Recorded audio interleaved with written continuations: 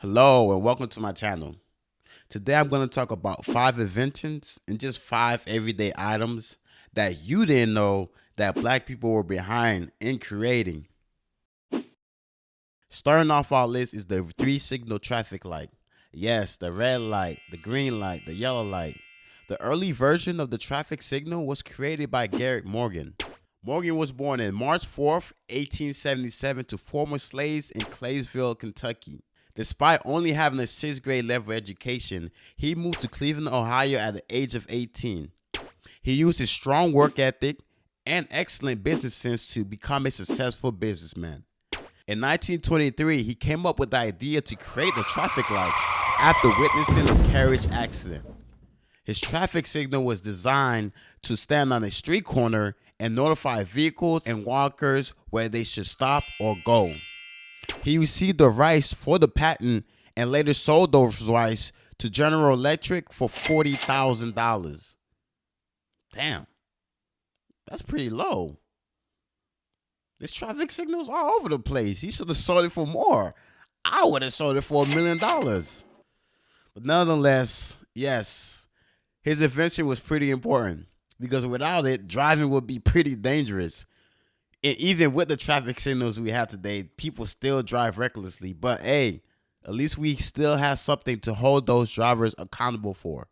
So thank you, Garrett, for creating the 3 signal traffic light. Because without it, God knows we would have had more accidents than we have today. Second on our list is the automatic elevator doors. Imagine life without automatic elevator doors. You have to open and close them manually. That'd be a good workout though. But nah, I wouldn't want to do that. So we have Alexander Miles to thank for that. Miles was born in May 18, 1839 in Pickaway County, Ohio. Pickaway. Talking about cotton? Picking? Whatever. In 1879, he moved his family to Duluth, Minnesota. There he operated a barbershop and the 4-story St. Louis Hotel. Riding on an elevator during that time was complicated and dangerous. The doors had to be manually shut and open, and people would often forget to close the doors, causing many accidents.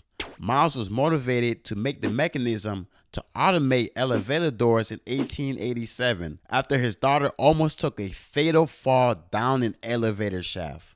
Miles' door designs are largely reflected in the elevators we use today. Woo! Imagine dying from falling down the shaft of an elevator. That's something that you only see in cartoons. But hey, the only thing we have to worry about now is being stuck in the elevator or being close to someone that stinks with bad breath.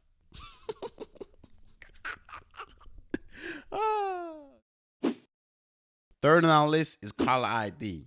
As a kid, I remember a whole bunch of phone numbers. I had my school phone number, I had my parents' work, and I also had my friend's house number in the top of my head. It's because I only had my house phone to use, and they didn't have caller ID. But we don't have to remember anyone's number thanks to caller ID and Dr. Shirley Ann Jackson.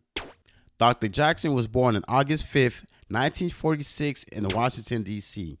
While growing up, Jackson's parents and teachers recognized her natural talent for science and helped her develop her interests. In 1964, she graduated as a valedictorian from her high school and proceeded to MIT. She later earned her bachelor's and became the first black woman to graduate with a PhD from the university. In 1976, she began working for AT&T Bell Laboratories. Her successful experiment and knowledge in theoretical physics helped foster advances in the telecommunications research. Her breakthroughs enabled others to invent the technology behind caller ID. So basically, it took a team effort for caller ID to be created. But thank God it was created because I couldn't remember half of the contacts that are on my phone. But at the same time, it's good to remember people's numbers because just in case of an emergency, if you lose your phone, who are you going to call? Hollow Nation? That's a joke. Let me stop. So remember that. You have to remember the numbers of the people that are close to you because you never know when you'll lose your phone and when you'll need to call A refrigerated truck is something that we really don't think about, but it's something that's really important to our lives. Half of the food that we have in the grocery stores wouldn't make it there without refrigerated trucks. And thanks to Frederick McKinley Jones, we have refrigerated trucks. Jones was born on May 17, 1893 in Cincinnati, Ohio. Wow, another person from Ohio. Looks like Ohio is winning. He had a challenging childhood and became an orphan at a young age. Eventually, in 1912, he moved to Hullock. He moved to what? He moved to Hullock, Minnesota, where he attained a job doing mechanical work on a farm. Jones had a talent in mechanics, and by the time he was 20 years old, he was able to secure an engineering license in Minnesota. Jones was inspired to invent the system after talking with a truck driver who lost his whole cargo of chicken because he couldn't reach his destination before the ice melted. As a solution, Jones developed a roof-mounted cooling system to make sure food stayed fresh. Whew. Thank you, Frederick Jones. Without this technology, most of the food would be a luxury and they would be really expensive just to get. Imagine having to pay $100 just for oranges, bananas. But thanks to the refrigeration, they're cheap and they could go long distances without being rotten and spoiled. So thank you to refrigerated trucks.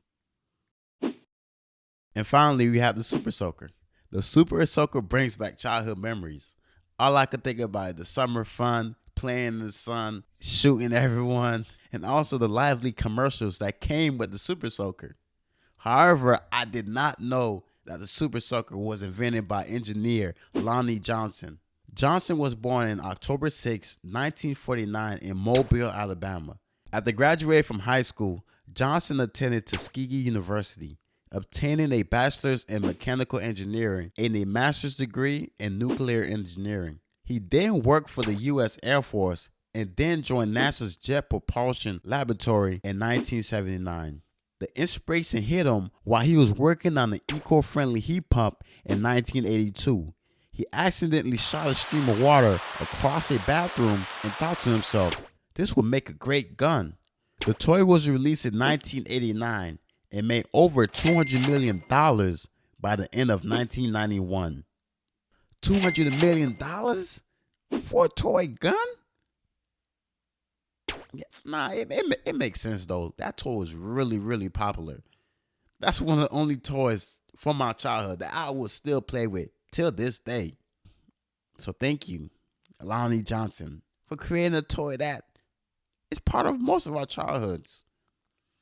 And if you didn't use a Super Soaker growing up, you probably didn't have a fun childhood. Or you probably were forced to stay inside.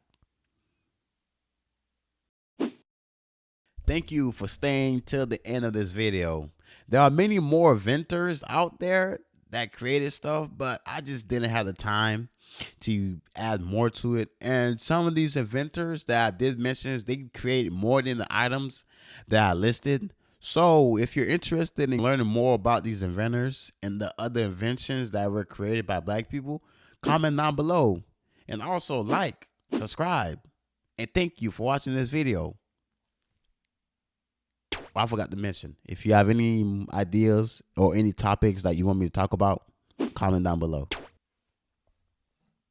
This video was sponsored by me and my time. The script was created by me.